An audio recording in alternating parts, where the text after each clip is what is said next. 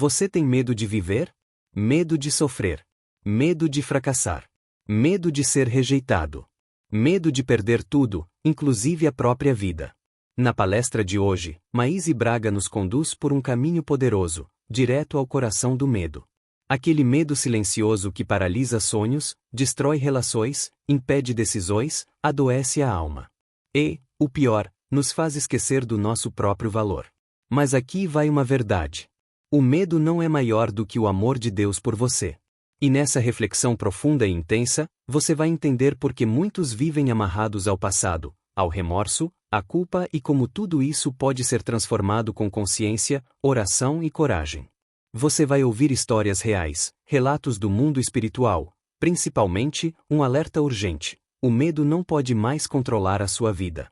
Assista até o fim. Essa mensagem pode te libertar da prisão invisível que o medo construiu. Se inscreva no canal e compartilhe com quem vive em silêncio, sofrendo por não saber como continuar.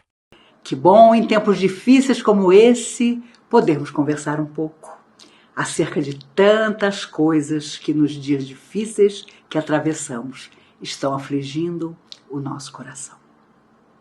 E se há uma coisa que temos observado em tanta gente, em nós mesmos, é a sensação de medo. Medo do que possa nos acontecer, medo pelas muitas pessoas enfermas, medo pelas situações difíceis que os povos estão atravessando, nós então nem se fala. Medo do dia de amanhã, que para tantos pode não chegar. E é claro que nos lembramos, ainda que inconscientemente, do dia que chegamos à casa espírita pela primeira vez, trazendo os nossos medos. Excetuando quem nasceu em berço espírita, quase todos nós chegamos à casa que um dia o nosso coração escolheu, na aflição, na angústia de encontrar nós mesmos. E muitos de nós vivendo situações dolorosas de influências espirituais negativas que só depois percebemos.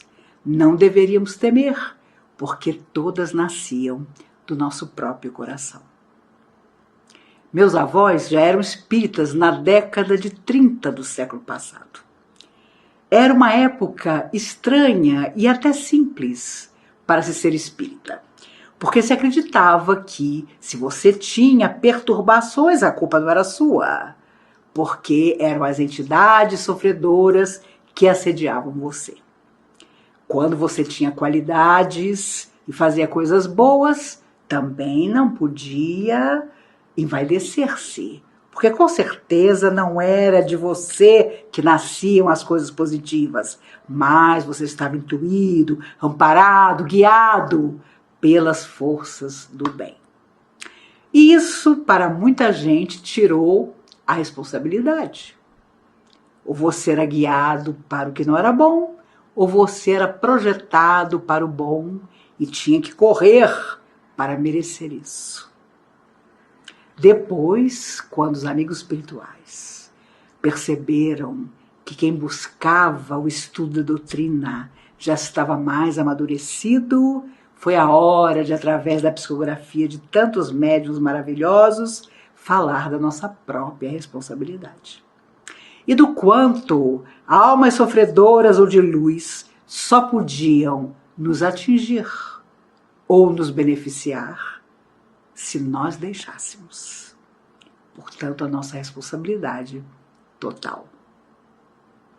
Há muitos anos atrás, um fazendeiro contrariado com uma orientação iluminada como todas as orientações dadas por ele, que Chico Xavier tinha dado à esposa do fazendeiro, e que, claro, contrariava os seus interesses de homem déspota, contratou, acreditem, um pistoleiro para matar Chico Xavier. E, naquela manhã, bem cedinho, o Chico estava absolutamente só na pequena sala, fazendo a sua leitura do Evangelho, como todas as manhãs. A porta do centro estava aberta, ainda era Pedro Leopoldo, há muitos anos atrás. O pistoleiro entra, traz a arma para matar o Chico escondida numa capa, pede se podia conversar com o Chico, precisava de ajuda. O Chico, como sempre, diz: por favor, meu filho, entre, e imediatamente se levanta para receber o rapaz. O rapaz vem na direção do Chico. Estavam os dois absolutamente sós naquele pequeno salão. Chico, diz o pistoleiro, eu posso te dar um abraço? E o Chico: por favor, ainda não nos dissemos bom dia, vamos nos abraçar. E o pistoleiro então abraça Chico com força, para no seu ouvido dizer-lhe: Chico Xavier, eu vim te matar. E como você vai morrer e não vai poder testemunhar, eu vou te dizer quem foi que me mandou. E contou o Chico, ali abraçado, apertando o Chico, que o fazendeiro fulano de tal, um homem rico e poderoso, contrariado, porque a família havia ido buscar orientação com Chico e havia mudado a dinâmica de uma relação horrível que esse fazendeiro tinha com a família. Inconformado, ele contrata o rapaz para tirar a vida do Chico. Com toda tranquilidade, o Chico, também baixinho, como se houvesse ali uma multidão para ouvir, diz no ouvido do rapaz: ah, meu filho, então se foi isso que você veio fazer, tirar a minha vida, seja o que Deus quiser. E no momento que ele disse isso, o rapaz pistoleiro cai em pranto desarvorado. Tem uma tremedeira absurda e deixa cair no chão a arma que já empunhava na altura do coração do Chico. Os dois estavam abraçados. Com certeza não haveria oportunidade para que Chico sobrevivesse. Entretanto, o jovem cai completamente desarmado, tanto da pistola como da sua própria emoção.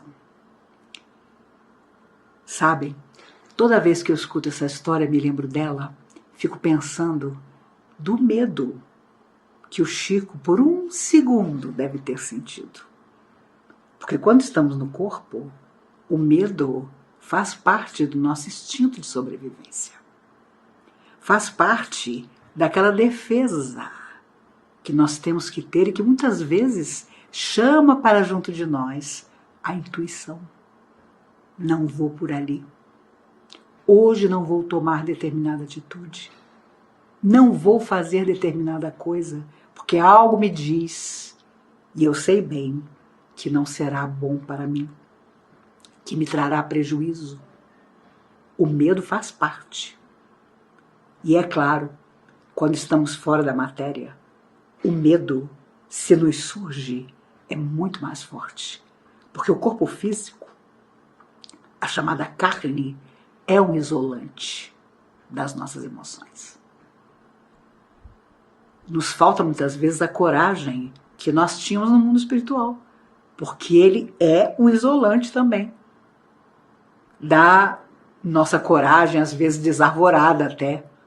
Então, quando renascemos, adaptados, reeducados pela família, por nossos pais, pela escola, pelo estudo, nós vamos reencaminhando o nosso destino, a nossa emoção.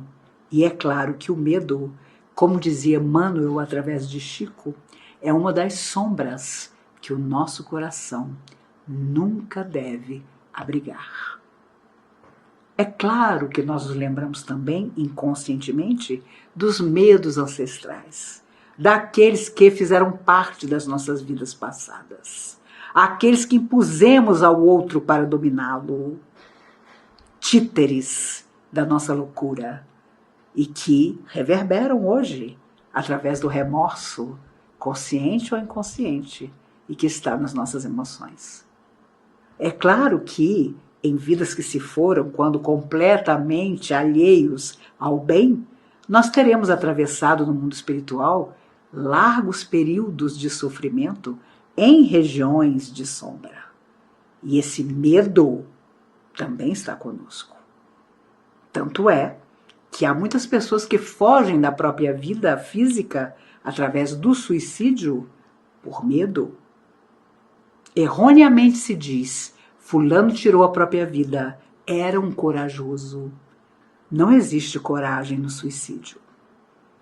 Existe a total impossibilidade de vencer a luta. Ou pelo menos a pessoa acha que essa impossibilidade é muito mais forte do que qualquer esforço que ela faça.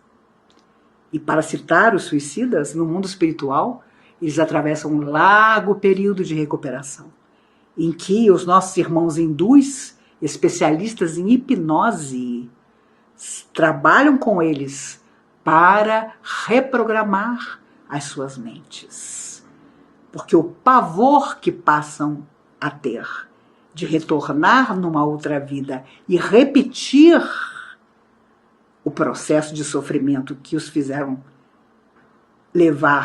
que acabaram levando ao suicídio é enorme.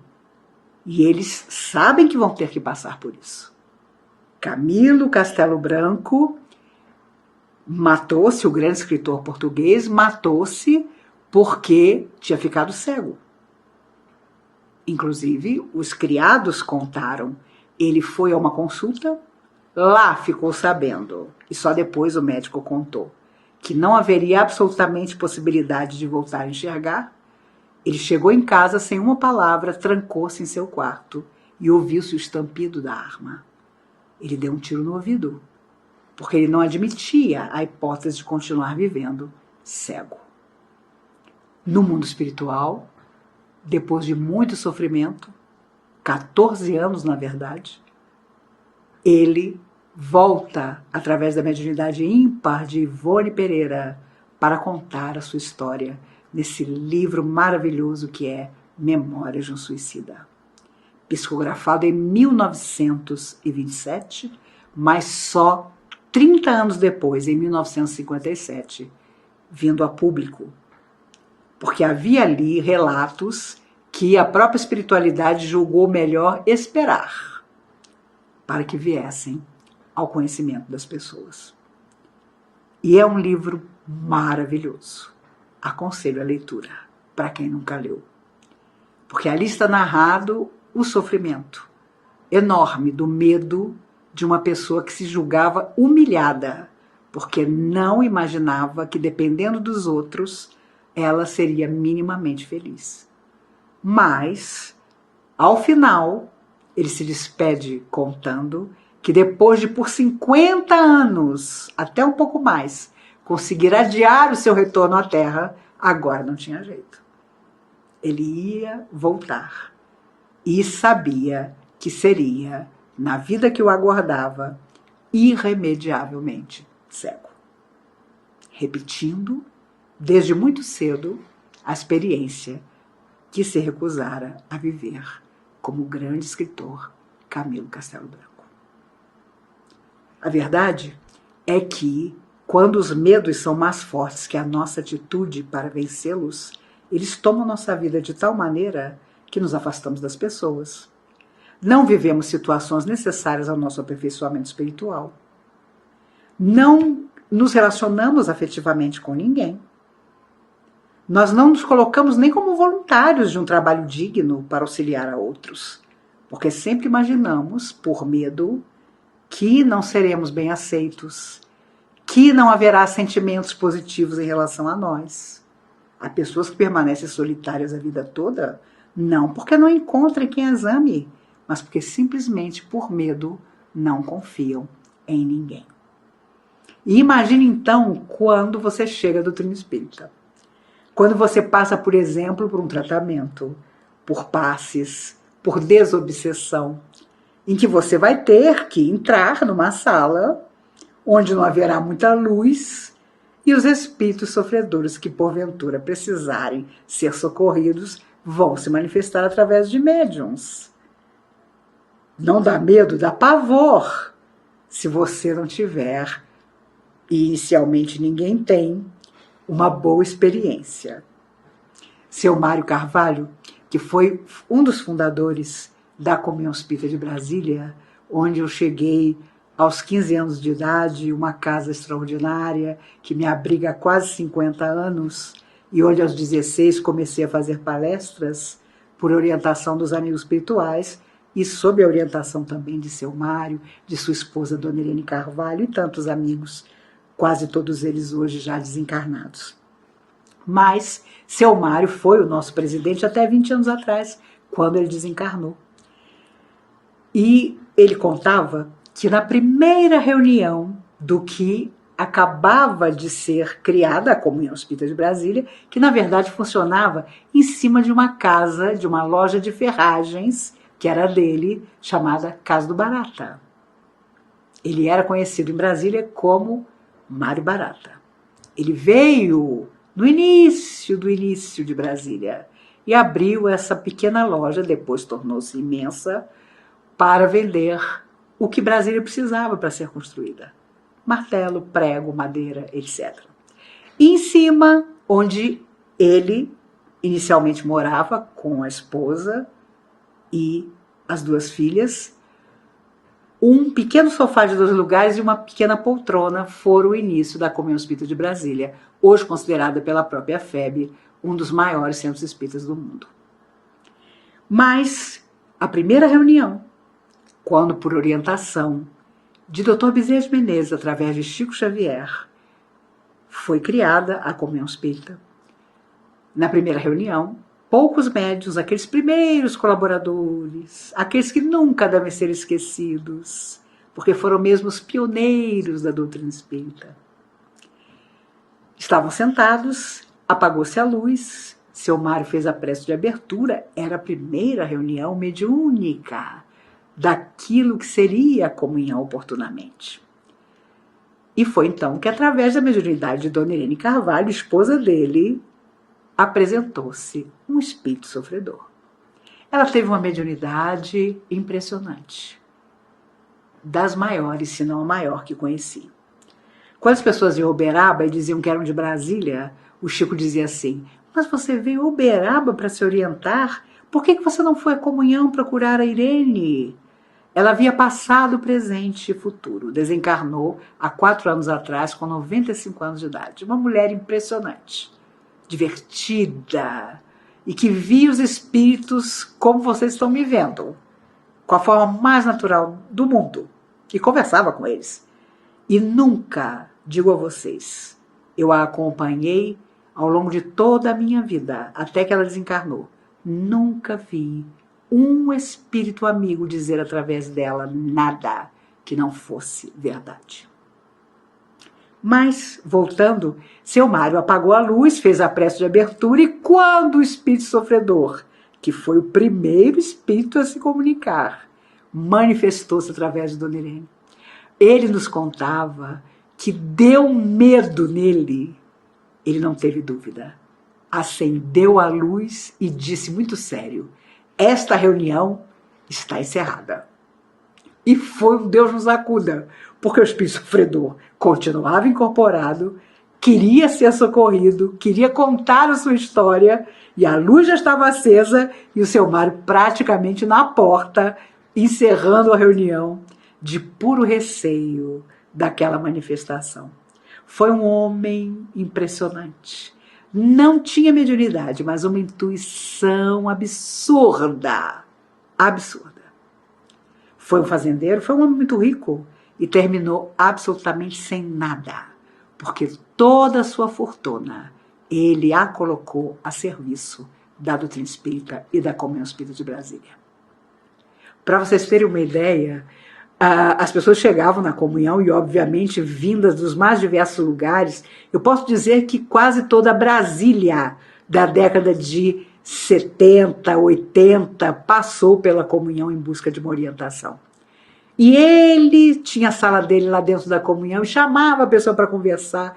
E a pessoa apavorada, contando que estava vendo isso, estava vendo aquilo, que o filho estava com problema, que o pai estava incorporando em casa.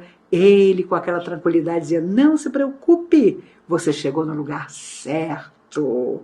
Ele mesmo tinha receio, mas obedecia tudo que os amigos espirituais diziam. E também sabia discordar, porque isso é muito importante. Me recordo de uma reunião em que estávamos todos e seu Eurípides Bassanufo manifestou-se contando que a comunhão no mundo espiritual era uma casa enorme e que ela ia se materializar aos poucos na Terra. Ela teria vários andares e a comunhão naquela época era pequena. Um pequeno jardim à frente, uma dificuldade enorme. Não sei se vocês em Teresina são como em Brasília. O espírita para ajudar é complicado. Se você faz um almoço e você faz o convite a R$10, ele acha que está caro. Se você disser que o refrigerante é a parte, meu Deus do céu, ele já tem um ataque. Enfim, seu Mário fez milhares de promoções, porque foi assim que a comunhão se ergueu. E ele tinha muitos amigos, muitas facilidades, as pessoas sabiam a pessoa honrada que ele era e ajudavam muito também. E do bolso dele, então, nem se fala, saiu coisa demais. Mas o interessante é que ele sempre nos dizia que se você tinha medo, você ficava completamente paralisado, como se você estivesse amarrado. E o medo não respeitava nada, ia tomando conta de você. E você não podia deixar isso acontecer. Então, ele era incrível, entre tantas pessoas também que conheci na comunhão, que eram incríveis, porque toda vez que nós, tão meninos ainda, da mocidade espírita, propunhamos alguma coisa, ele sempre achava ótimo.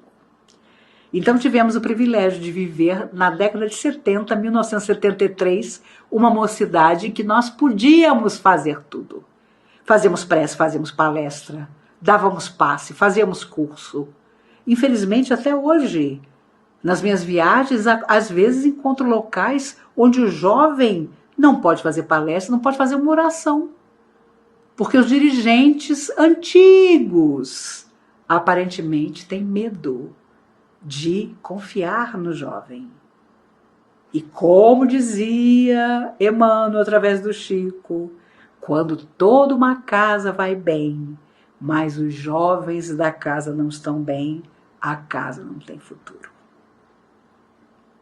Então, os nossos medos precisam ser entendidos por nós. Precisamos conhecê-los para transformá-los. Com certeza, no mundo espiritual, os nossos mentores nos aconselharam muito. E nós, desassombrados, querendo resgatar tudo numa vida só, teremos talvez feito uma lista imensa de provas, de lutas que nós íamos atravessar com galhardia. E terão eles até nos aconselhado, vai com calma. Nem tudo se pode ao mesmo tempo. Mas nós, esperançosos, não, me deixa ir. Quero encontrar fulano, quero encontrar Beltrano. Olha, toda vez que você se encontra com Beltrano não dá muito certo. Não, mas agora vai dar certo, agora eu quero. Ficamos destemidos. Mas quando estamos aqui, o medo nos abate. Alguém nos ofende, ficamos magoadíssimos e não desculpamos. E não esquecemos. Isso mais grave. E quando você não esquece, não é só medo de ser de novo ofendido que você tem. É uma algema que você criou àquela lembrança. O tempo é o sábio mudo. Ele nos pede esquecer. Aquilo que é passado é lembrança feliz ou não, mas é sempre lição. Se nós temos medo, nós sempre voltamos para trás, nos recusando aos passos futuros, que justamente nos levarão a novas lições, a renovadas alegrias. Deus, as forças do bem que protegem o universo, não permite que existam trabalhadores da nossa mente, do nosso coração à toa. Psiquiatras, psicólogos, terapeutas respeitáveis estão na Terra para nos auxiliar, não só as religiões.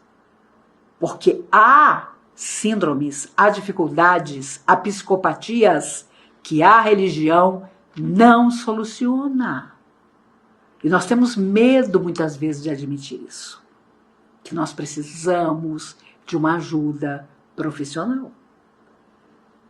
Ah, mas eu desabafo com os meus amigos. Ora, nossos amigos gostam de nós. E com certeza nunca serão sinceros no total, como precisam ser para realmente nos ajudar. A minha filha é psicóloga clínica, a Mariana. E uma vez eu perguntei para ela, Mariana, como é que a psicologia me classificaria? Eu vejo quem já morreu desde que eu tinha 5 anos. E até onde sei, tem uma vida absolutamente normal. Ela riu e disse, mãe, para a psicologia você é uma adorável esquizofrênica sob controle. E aí eu perguntei por quê. E ela disse, ora, porque mesmo que fosse uma esquizofrenia, a sua vidência, ela nunca prejudicou a sua vida. E hoje a psicologia moderna admite que mesmo que você diga que vê quem não está mais num corpo físico, se isso não causa danos a você, então é algo que a psicologia entende como positivo. Tudo avança, tudo evolui. Quem tem medo não vai para lugar nenhum. E nós não podemos permitir que isso nos aconteça. O Chico contava uma história bem impressionante, mas verdadeira, porque imagine se Chico ia contar uma história mentirosa. Na década de 60, ele voltava dentro de um Fusca com 3 amigos depois de uma visita que eles tinham ido fazer para uma pessoa que estava muito doente. E atravessavam por dentro de uma fazenda um escuro daqueles que só as fazendas do interior de Minas têm. De repente, para surpresa do motorista, o Fusca para por completo. Para como se estivesse morto no meio da pequena estrada. Nenhum barulho. Parecia que o carro tinha simplesmente desencarnado. Os 4, Chico e os 3 amigos, dentro do carro. De repente eles escutam um barulho. E no meio da escuridão, havia uma cerca e algumas vacas pastavam. Mesmo no escuro, eles podiam perceber isso. No meio da escuridão, aparece acima do carro deles, pasmem, um disco voador. Uma luz sai do disco e atinge uma vaca. A vaca começa a subir. O Chico contava que o pavor que eles sentiram não era um medo comum. O motorista, amigo do Chico, disse, Chico, se você nunca chamou pelos seus protetores, por Emmanuel, agora chegou a hora. Pelo amor de Deus, chama por ele. Porque olha só o que nós estamos vendo. E Chico, mais apavorado ainda do que os outros amigos, disse, Emmanuel, pelo amor de Deus, o que a gente faz? E ele ouve a voz de Emmanuel muito clara, dizendo, orem, orem com todas as forças, como vocês nunca oraram. Do fio de luz que havia suspendido a vaca, sai outro fio e um ser desce no meio do pasto, próximo ao carro onde eles estavam, pelo fio. Este ser vira-se para eles e o Chico jurava que a impressão que ele tinha é que o ser só olhava na direção do Chico, só olhava nos olhos do Chico. E aí ele ouve a voz de Emmanuel dizendo, Chico, ore com todas as suas forças. E o Chico, ele disse que ele nem lembrava quem ele tinha chamado, a prece que ele tinha feito, mas orou como nunca tinha orado na vida. O fio de luz retorna, a vaca que tinha sido suspendida volta para o lugar, o ser sobe, desaparece e a nave some. Quando isso aconteceu, o Fusquinha voltou a funcionar como se nada tivesse acontecido. O Chico não sabia se ria, se chorava, todos os quatro suados, apavorados ainda.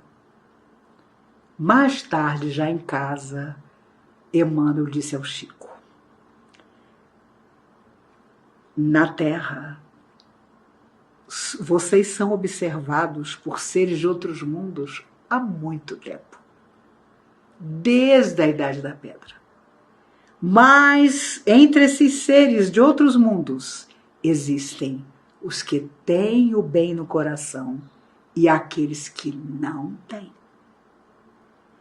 E aqueles que você viu eram seres que não tinham o bem no coração. E por isso eu disse a vocês que orassem como nunca tinham orado, para que um halo de luz se formasse em volta do Fusca, isolando vocês do que eles pudessem fazer. E, obviamente, esse ser viu esse halo de luz e com certeza viu que do Chico, que dos quatro com certeza era o mais preparado, devia sair, devia ser a origem, o Chico, desse halo de luz que protegia o carro.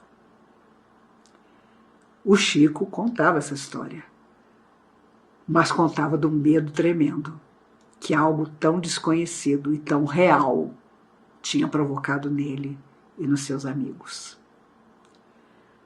Quando nós temos medos imaginários que nascem da nossa cabeça, dos nossos pensamentos menos nobres, é uma coisa. Mas quando o medo se nos apresenta com todas as suas nuances terríveis, é difícil. E nós estamos vivendo um momento assim, em que o mundo inteiro está de joelhos ante um vírus tão pequenino, mas que parece inteligente, porque para cada organismo ele tem uma grande dificuldade para apresentar. E se há uma coisa que está abalando tanto ou mais do que o próprio vírus, é o medo que as pessoas têm de que nunca mais possam sonhar com uma vida normal e que nunca mais a nossa existência volte a ser aquilo que ela era. E eu confesso a vocês que eu tenho certeza que nunca mais será, porque é a grande oportunidade para que cada um de nós, individual, coletivamente, nos transformemos. Outro dia eu vi uma pessoa dizendo, porque não sei quem falou que se essa pandemia não resolver melhorar o mundo, se o homem não melhorar com essa pandemia, virá coisa ainda pior. Eu confesso a vocês que não acredito. A humanidade já passou por outras lutas tremendas, por guerras que ela mesmo engendrou, e ela conseguiu vencer tudo e, de alguma forma, saindo mais preparada, mais inteligente, embora às vezes não pareça. Dessa vez, estamos aprendendo rapidamente muitas coisas. Aprendendo principalmente a falta que nos faz, o abraço, o carinho, o convívio. Aprendendo a dificuldade que é estar às vezes dentro de casa, cercada de familiares com os quais imaginávamos ter profunda afinidade, mas que o tempo provou que não era bem assim. Pais que querem de qualquer maneira que seus filhos voltem ao colégio, porque começaram a perceber que não têm capacidade de ensinar aos filhos como a escola, os professores têm. A avó que imaginava o neto sempre carinhoso, mas que dentro de casa agora é muitas vezes até destratada. Há muitas lições. E não é possível que não saiamos de tudo isso melhores. Será que nós vamos continuar com medo de passar por uma família inteira que às vezes remexe uma lata de lixo tão próximo de nós e não sair de onde estamos e tomar uma providência para que ela seja ajudada? Será que nós nos diremos sempre espíritas? Eu acredito muito, a vida continua, ninguém morre, mas na prática do dia a dia, egoísmo, orgulho, vaidade, privilégio vão continuar ditando nossos dias? Será preciso que alguém da nossa família ou um amigo chegado e querido desencarne para que nós possamos dar o nosso testemunho? Ou saber que um monte de gente que poderia ainda ser tão útil ao mundo já não está mais aqui, é que nos abalará para que nos transformemos. Quando tudo isso começou, eu me recordo de que as pessoas jovens olhavam para mim, que tenho 63 anos, quase com pena. Nossa, coitada da Maísa, ela já tem uma certa idade, se ela pegar já era. Ainda bem que ela é espírita, ela já sabe os detalhes, ela vai. De meses para cá, não se pode mais dizer isso. De semanas para cá, os idosos começam a deixar os hospitais e os jovens, na faixa dos 30 aos 40 anos, estão morrendo em toda parte. Não só aqui no Brasil. Então, aquilo que julgávamos absolutamente dominado assume outras formas. E por isso o medo permanece. Mas não podemos deixar que nos fragilize e nem que nos domine. E muito menos que, para pretextar falta de medo, não nos cuidemos. Não, isso aí, que nada, morrer não é nada. Mas é preciso viver. É preciso cumprir as nossas etapas. Não adianta se lançar afirmando: os espíritos vão me proteger, as forças de luz vão evitar que eu fique doente. Se estivermos em contato com o vírus, ficaremos doentes. É a lógica da vida. Quantas e quantas vezes Emmanuel dizia ao Chico sempre cheio de dificuldade de saúde, Emmanuel dizia: fazemos tudo o que podemos para te ajudar, mas o corpo tem suas próprias leis. E havia momento em que não havia o que fazer. Embora a misericórdia de Deus esteja com todos nós, estava sempre com um trabalhador fiel como Chico Xavier. Mesmo entre os espíritos que trabalhavam com ele, havia tarefas determinadas, disciplinas diferentes. Ele mesmo dizia: quando eu quero falar de trabalho, disciplina, é sempre Emmanuel. Quando eu preciso tanto de uma palavra de carinho, porque estou sentindo dor, é Dr. Bezerra de Menezes. Famosa aquela história em que ele estava alucinado de dor no olho e Dr. Bezerra aparece. E ele então diz: Dr. Bezerra, eu sei que eu não mereço nada. Eu sei que eu sou um burrico, que nem gente eu sou. Mas eu queria tanto que, se o senhor pudesse, nessa madrugada, o senhor aliviasse a dor do meu olho, porque está doendo demais. E Dr. Bezerra, com aquela simplicidade do cearense, dizia: meu filho, mas se você é um burrico, o que eu sou? E o Chico, para não perder a deixa, responde: o senhor é um veterinário de Deus, me ajude, por favor. E Dr. Bezerra colocou a mão no olho do Chico e a dor desapareceu. Medo do que virá, nós não precisamos mais ter, porque se temos a certeza de que o melhor sempre está guardado para nós, a nossa fé nos conduz. E nas horas mais dramáticas de nossa vida, tenho certeza, no último instante, algo de extraordinário acontecerá. O que de mais grave pode acontecer? O desencarne? Mas todos chegaremos a ele, de uma forma ou de outra. Entretanto, só Deus sabe do dia e da hora. E há muita discussão de meses para cá. Essas pessoas que estão desencarnando pelo vírus tinham que desencarnar mesmo ou não. E nós sabemos que existem aqueles que se expuseram de uma forma nefasta através da pura invigilância ou da descrença do poder que esse vírus tão invisível tinha. Aí, muitas vezes, é uma escolha também. O grave é quando você vai à rua sem nenhuma possibilidade de se proteger, volta para casa e contamina outras pessoas. Pessoas que não têm muitas vezes a sua idade, não têm a sua resistência, que já têm doenças pré-existentes que as fragilizam ainda mais. Esse medo nós devemos ter. Porque é uma mistura de medo com profundo respeito que nós devemos ter pelo outro. Eu tenho certeza que quando tudo passar e estivermos lado a lado de novo, as pessoas que formos serão diferentes. Nós vamos estar dentro da casa espírita para acolher aqueles que chegarem de uma forma diferente. Seremos verdadeiramente fraternos e colaboradores. Quando se falar em voluntariado, tenho certeza que nosso braço será o primeiro a se erguer. Não importa o trabalho que seja proposto. Porque, infelizmente, há pessoas que escolhem o trabalho. E quando você realmente quer agir para o bem, você não escolhe o trabalho. Ah, não, eu tenho medo. Eu não posso. Eu não devo. Melhor dizendo, eu não quero. Mas é preciso querer. Porque um dia, quem vai contar nossa história na verdadeira vida somos nós. Nos perguntarão com certeza o que nós fizemos na Terra. Como foi que nós deslindamos toda a nossa situação aqui. E tenho certeza que poderemos dizer que foi sem medo. Quando Jesus foi crucificado, os amigos espirituais contam que muitas e muitas pessoas curadas por ele estavam ali na hora da cruz, mas todas com medo. Nenhuma se apresentou. Afinal, ele estava morrendo entre dois ladrões, como se fosse um ladrão também. Muitos estavam ali.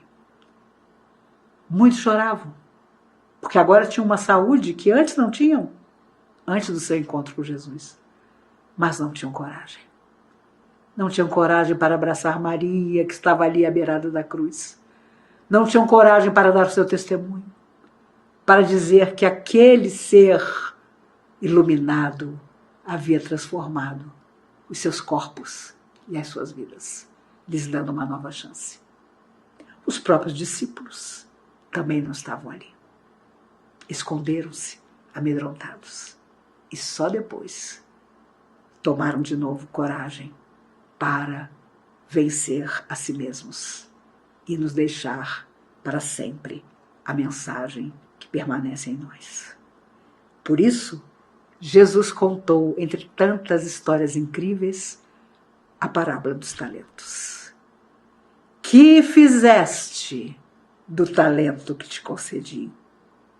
Senhor, eu tive medo e escondi na terra o teu talento. Ah, servo infiel! Nós não queremos ser servos infiéis. Não queremos voltar à verdadeira vida um dia, ser recebidos pelos nossos protetores e ter que dizer que, por medo, escondemos todos os talentos que nos tinham sido concedidos. Por isso, se algo eu pude desejar a todos nós, é que, depois que passar essa hora difícil para a Terra, e já houve tantas, quem pode afirmar que em vidas que se foram, nós não vivemos dramas iguais ou maiores?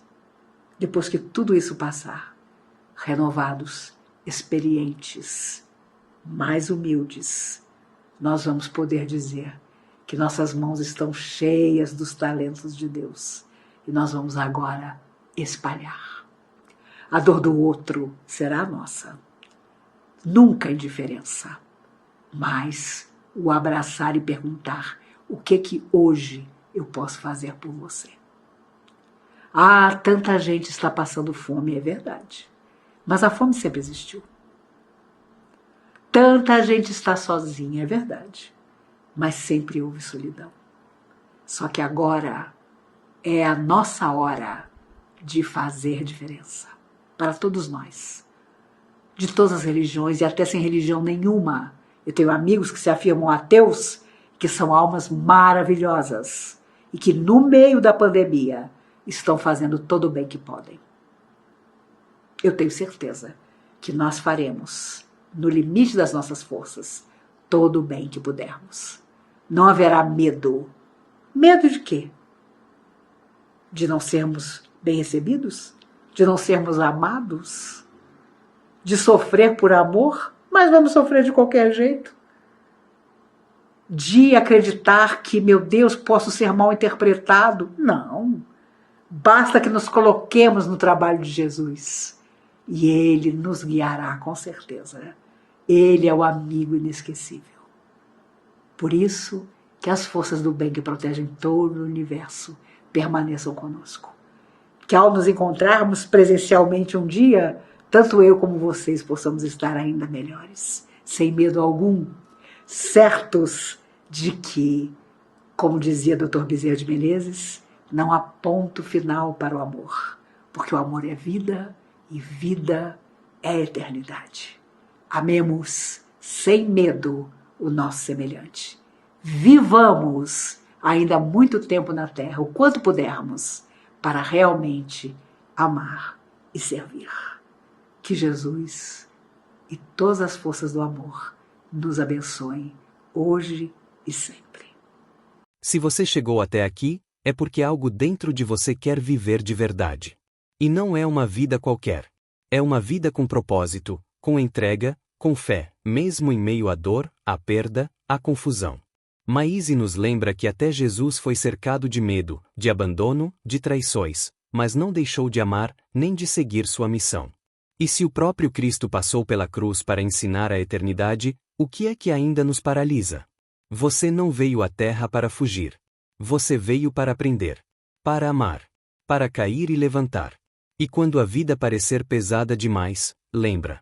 O medo não é seu inimigo, ele só precisa ser iluminado pela sua fé.